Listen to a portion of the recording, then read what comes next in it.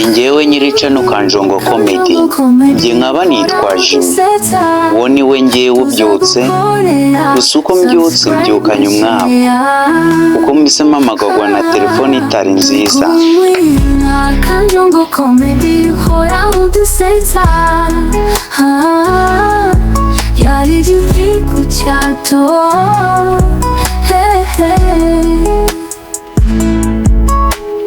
Channel Kanjongo Comedy uhora dusetsa, uza gukorera subscribe.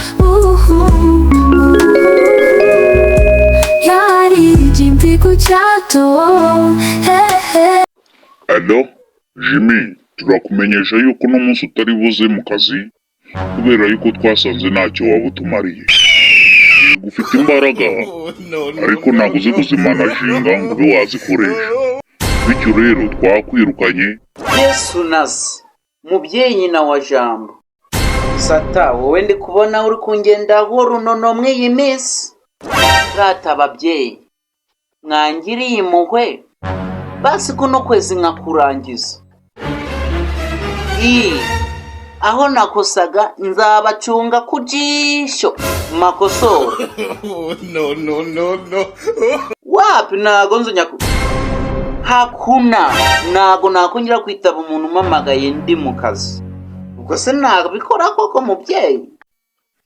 Jimmy, si ukukwanga pe, ariko ndarahira kuri data wo mu ijuru, iyo wazura sogokuru ukazura na nyogokuru yuko natagusubiza mu kazi kanjye komanyoko. Ariko uzi yuko mu mabere ya sko kumvishe yuko wajyaga na ruswa. Narakubwiye ati nukora neza nzakongeza n'umushahara, wowe uranga urinangira. Umve rero iminsi reka ikwigishe pe, kuko ndabizi nabundi uri umunebwe. Sinzi ahandi hantu wakura akazi, ninjye wari wahumirije kubera yuko ndi umuvandimwe wawe ndakaguhada, ariko se nta wundi muntu wakaguha. Bigenze gutera kandi kubona Satani inzira zanjye yazineyemo zose. Ariko nguru umuvandimwe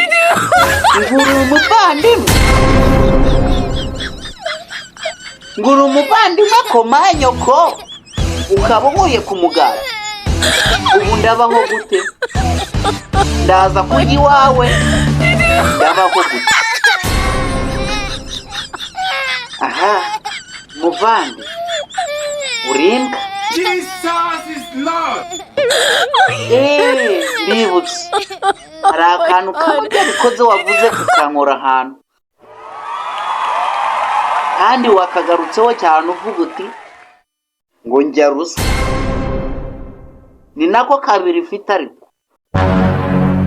ariko ngiye kugushimira